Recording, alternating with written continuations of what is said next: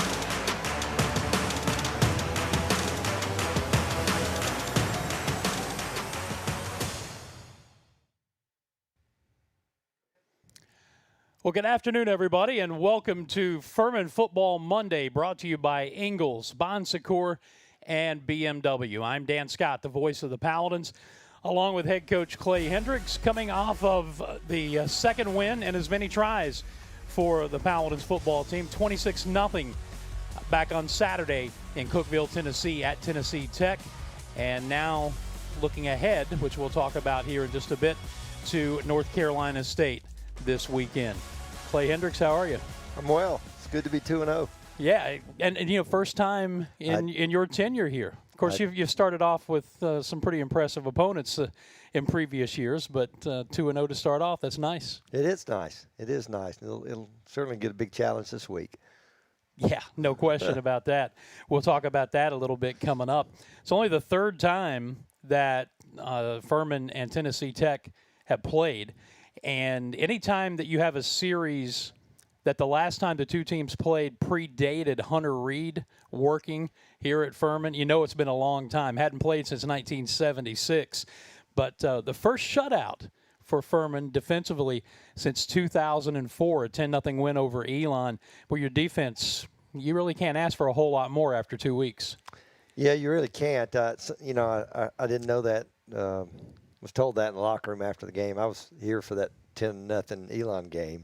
That's a long time ago. But, you know, we've played really well 2 weeks in a row. Continue to get better, and, you know, which is what you're looking for. And, you know, we'll continually be challenged more and more as the year goes on. But got a lot of guys flying around making plays, and certainly easier to play offense, you know, when you're playing that well defensively. Well, and we knew coming in, or thought we knew coming in anyway, that your front seven was going to be very deep and very talented. And I think through 2 games we've seen that manifest itself, because combined you've given up less than 100 yards rushing in your first 2 weeks. They have been. You know, I think all along it's probably been the strength of our team. I felt like defensively was the strength of our team, and especially the front seven. You know, I think we've only played a little over 50 snaps a game, which I know they appreciate that too. You know, I hope we can keep that, because just looking at the playlist the other day, we hardly had anybody played over more than about 25 snaps in a game. So that's a pretty good recipe when you got some good players. You know, you can build depth, keep guys fresh, and that'll certainly help us as the year goes on.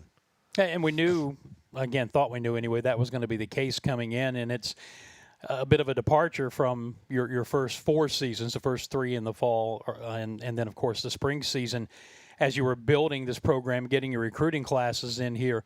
By and large, we've always referred to you as a young football team trying to build depth, and now we've kind of, I won't say it's all the way there, you can tell me that, but seeing where this program is now, especially in that side of the ball, I would imagine you'd have to be very happy. I am. You look there, and I think anybody would love to play with older guys. We are older, particularly in the front 7. Yeah, I still think we're pretty I was looking actually last night, still think we're pretty young offensively. I think we've only got 3 seniors and are 2 deep. Defensively, a lot more guys have played a bunch of football. And, even defensively, we got some backups that have played a lot of football. So I think, that's where we'd like to continue to build it, recruit that way, and, retention and developing players. And I think there's a lot of credit goes to a lot of people for that. But I think the plan we put in place is working. And, football's as I say, it's a challenging game from injuries. You're going to deal with some of that. We've lost Matt Sachoka after week 1, and those are some really big shoes to fill. But again, I think the depth showed up Saturday.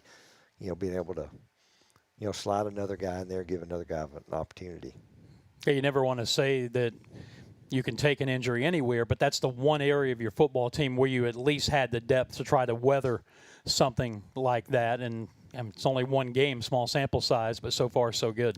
Yeah, so far so good. I know Kevin Lewis, that was something we paid particularly attention to in August practice. Really we're rolling 2 groups of guys in just with the one group. And, I think that certainly helped us. Well, coming up here on Furman Football Monday, we will visit here in just a moment with Elijah McKoy, the 5th-year senior who is back this fall. I want to remind you that if you're watching live on Facebook or YouTube, drop questions in the comments section, and we will be sure to pass those along to Coach in the final longer segment with him coming up. And then just a couple of quick news and notes. Paladins have hit the top 25 in the coaches poll at number 25 after the win this week. And Timmy Bleekrode was named the Special Teams Player of the Week for his performance on Saturday. We'll talk more about that with Coach Clay Hendrix coming up in just a bit. After this break, Elijah McKoy is going to slide into the hot seat. We'll talk to him about a number of things and take a stroll down Ingles Aisle 5 when we come back in just a moment. When you look at a diamond, what do you see? A multifaceted stone of remarkable strength, formed under intense pressure to shine brighter than all the rest. Hard edges, clean lines, with a fire inside. When you look at a diamond, what do you see? Ingles, proud sponsor of Furman Athletics. Dad, are you ready for the football? Why is that man wearing face paint? What's the e-ticket? Can we get popcorn? Can we get funnel cake? Can we get ice cream? How many steps are there? What's offside? Why is that car a truck? How tall is that light? How cool is that? Can we come again? We sure can. Football season, the best time of year, no question. Health. Suddenly that word seems more important these days, as it's consumed all aspects of our lives and made our universes feel smaller than ever. But at Bon Secours, your health has always been our top priority, and we're staying as committed as always to personalizing the right care for you. Because whether here or from home, we believe your health care should always revolve around you. Bon Secours, primary care for the universe of you. Visit bonsecours.com/primary care to connect with the provider today. A big bow box says a lot about a person. Like they have a mighty hunger, a powerful thirst, and great taste when it comes to pro football teams. Game day and beyond, rep your Carolina Panthers with an official team Big Bow Box.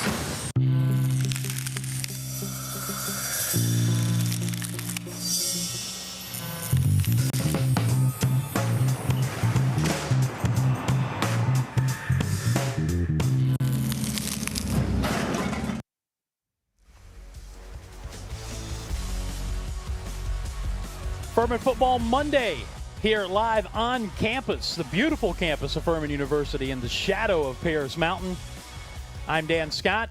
We are good to be back live and talking Paladin football after the 2-0 start. Last week, of course, this past Saturday, it was the 26-0 win at Tennessee Tech. And a young man who had a part of that, including a quarterback sack, joins us here on Furman Football Monday, fifth-year senior Elijah McKoy. How you doing, number 23? I'm doing good. How are you? Pull that microphone up just a little bit so we can hear you. There we go.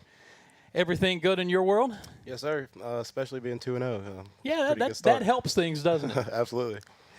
What was it like for you having to watch your teammates play in the spring? I think most people remember that you suffered the knee injury and didn't play in the spring season. How difficult was that for you? It was pretty tough, but it kind of gave me motivation to work hard in rehab and make sure I was able to come back and play in the fall season. That I was really excited about doing that. How did you find ways to contribute even though you couldn't be on the field?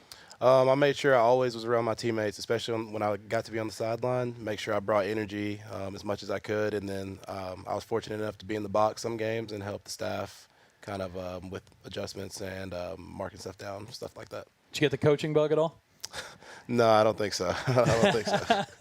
At least not yet, Not right? yet, not yet. Got some more football to be played.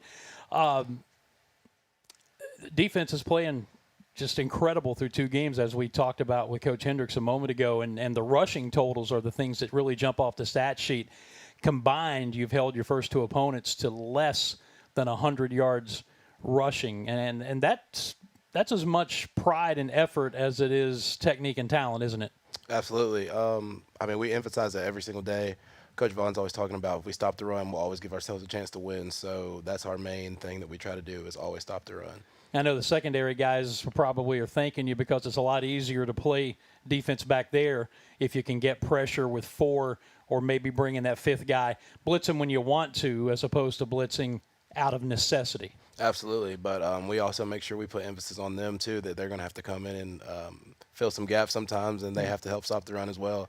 But I think when we stop the run, it kind of makes it easier for us to pin our ears back on third down, so we get more QB pressures and they get more interceptions, as you've been seeing those too. Yeah, it's been fun to see so far. Travis Blackshear, has he offered to buy anybody dinner yet? I mean, 3 picks already through the first 2 games? Yeah, it's pretty impressive, honestly. I can't believe it, but I think he's having a great season. He'll only continue to get better. Position switch for you as well, moving into the bandit spot. Talk about that. How's that gone? Do you like playing there? I love playing bandit. It kind of gives me an opportunity to, I think, showcase my athleticism a little bit more, being on the edge, going against offensive linemen. And I get to rush the passer a lot more than I got to playing inside, and it's just been a fun transition. What is it about you guys that love getting after the passer, love getting after that quarterback? I think it's just something we always take pride in practice, and we get really excited about it. And, it kind of changes the tone of the whole game. Sacks are like drive killers is what the coaches always say. So whenever they, you get them off schedule and you get a quarterback sack, it's really hard to recover from that.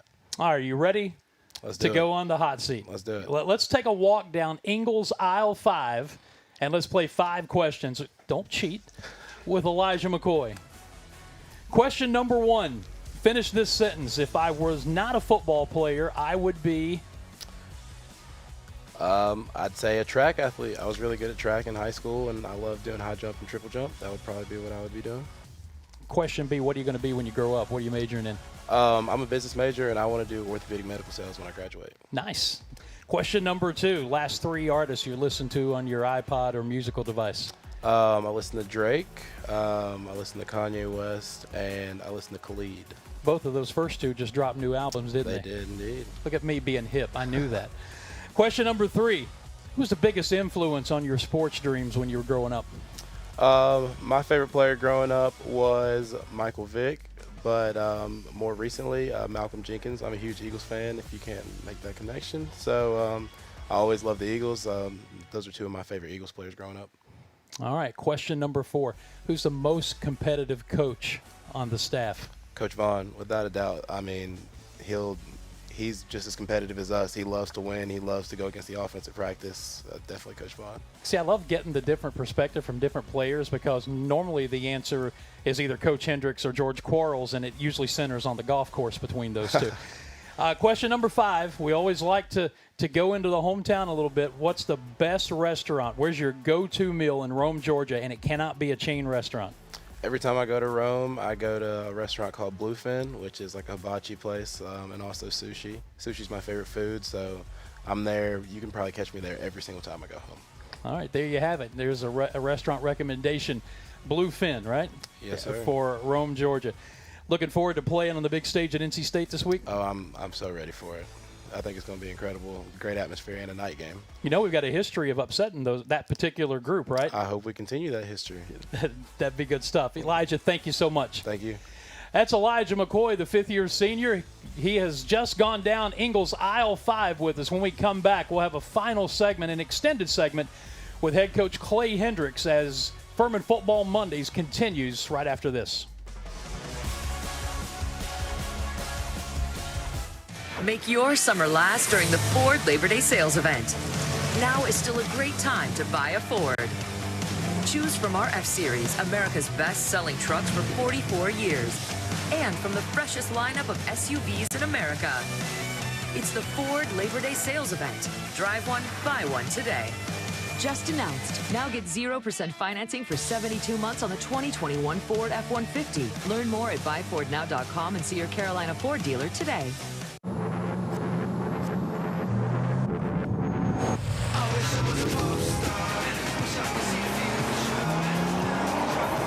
With a full range of BMW X vehicles available, no matter what adventure lies around the corner, there's an X for that.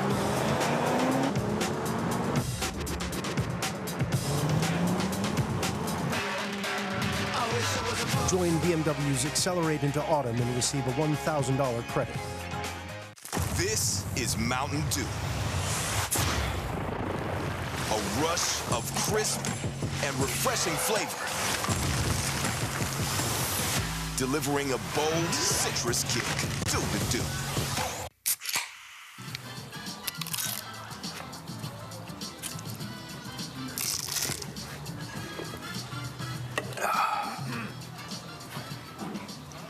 Nachos, better with Pepsi. I learned that people are just looking for somebody to listen to them. You can't just start cutting somebody's hair and you're gonna be quiet the whole time because you're not gonna be in business long. The South Carolina Education Lottery has provided over $800 million to help students attend technical colleges across our state, investing in a new generation of entrepreneurs, just like James.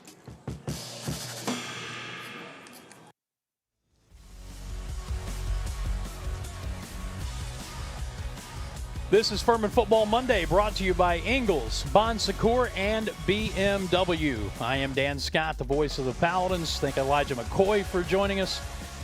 Clay Hendrix back with us here at the table as we get into a final segment. It's an impressive young man in Elijah McKoy, but then you've known that, right? Oh, yeah, I've known that for quite some time. Interesting story. I was recruiting Elijah at the Air Force Academy.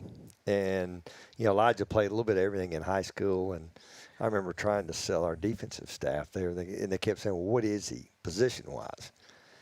I said, I don't know. He's a football player, and I get the job here. And he's one of the first guys I called. We ended up, got 3 players from there. Jake Walker, Landon Lawrence, Elijah, all high school teammates. Mm-hmm. But, boy, Elijah's got a bright future. He really does. Honestly, we've had people calling about him already, about the job opportunities for him. He's really bright and, certainly presents himself, certainly a great representative of our program, but he's got a bright future no matter what he decides to do. Well, he's got a few more football games to play before he gets to that juncture of his career. That's true. And still go back to your first year and the circumstances at Colgate when he had to play and you had to move him into a position that he had never played before, and that was kind of the beginning of Elijah McKoy. Yeah, I actually think it was the week after the NC State game because I knew we were 0-2 going to NC State. Basically he had lost the first 2 games, the last play of the game, go to NC State and then go to Colgate. And I think, like I said, we had 2 true freshmen in there starting. And if I remember, neither one of them really had been linebackers in high school. So that's not the ideal situation to be in, but he's had a really, really productive career here. By the way, we have a lot of luminaries who watch us all the time when we do this, but none bigger than a young lady named Linda Hendrix, who wanted us to make sure we told you that she was watching us here today. Good stuff. Hey, we've got some questions from fans before we maybe get into some of this other stuff. The one question that seems to be on a lot of people's minds, you dazzled people with those new gray uniforms last year. People want to know when and if we're going to see them again here in 2021. Well, I really don't think that far in advance, but we'll see them. In fact, it was something we talked about, even possibly requesting, to wear the gray jersey on the road. You have to request and get it approved. That's just if it's non-white. But we'll certainly see them again. I like them myself. So, we'll certainly see them again. Next question, and how did we come out of Tennessee Tech from an injury standpoint? Came out pretty good. A physical football game. With bumps and bruises as Craig goes down the list. But I think we'll have everybody available, and I'm confident we'll get a couple of guys back that weren't able to play against Tennessee Tech. So. Really, other than the major injury he had to Matt Sachoka week 1, I think we'll have most everybody available. Next question: what's the out-of-conference schedule look like for next year outside of Clemson? It is set. I'm not sure if I'm the one to announce that. It is set. There's talk about trying to open in here on Thursday night next year, which I think would be a pretty neat thing. We do go to Clemson. And the rest we'll just have to. And I think maybe does the Charleston Southern maybe comes back on. We had a 2-year deal, maybe skip a year, and then a 2-year deal. We may go there, but I guess I should know that. But I'm just trying to worry about this week. Worrying about NC State, right? Yeah. We've got 5 or 6 of these FBS games lined up I think through about 25 or maybe 26. We've continued working to fill in those non-conference games. I know the A&T game is maybe returned in 24. I do know William and Mary comes on there at one point.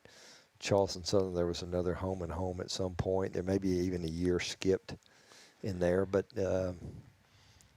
Rob Carson's probably the man to talk to about that. But Rob fills me and everything, and I'm pretty sure it's all set. And quite honestly, if you knew too much about what the schedule was like in the future years, people would probably worry, right?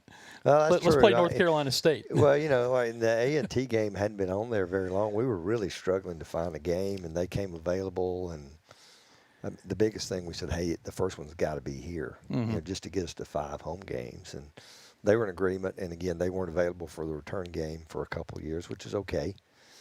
So, but I think we've got a handle on that. I wish we had 6 home games a little more often than we do, but we'll line up and play wherever we are. Yeah, by the way, I think the next 3 years, the FBS games after this year are Clemson, South Carolina State, and Ole Miss in 22, or South Carolina, not South Carolina State, in 22, 23, and 24. Did you know, the next question, that Ryan Miller had those kind of wheels when he outran everybody at the NC-A&T secondary last week? Yes. North Carolina A&T has a lot of fast guys. Ryan Miller's fast. I'm sure there's faster guys, but for a tight end, I think I told you, I was literally standing in pregame with Coach Washington, and Ryan Miller happened to jog by, and he made a comment to me. That guy, we got to cover that guy. And because people are aware of him. Certainly he's a guy that can run. I mean, he's got wide receiver type skills, and he showed it at Sanford. Everybody remembers that play, this little screen we threw to him last year. So he's a guy certainly we want to continue to get the football to. I mentioned to Elijah that Furman has a history of having success against North Carolina State, and you were part of that to a degree. What do you remember about those matchups back in the 80s? Well, it was a different time. I think, we beat them my junior and senior year back-to-back years. I remember in 85, I think Coach Sheridan made us take a knee inside the 5 at the end of the game. I think we were up 42-20. Really as dominating a performance as we've had. I think from 82 to 86 or 7, we were like 4-0-1 in FBS games. I think people don't even realize we played them in 1982. I was a freshman. I think maybe it was a game that was tied at the half. Monty Kiffin was the head coach at NC State. That was the only year I think he was there. And then, but those 2 games, we played really well. And obviously those were some fun times. We had some really good football teams.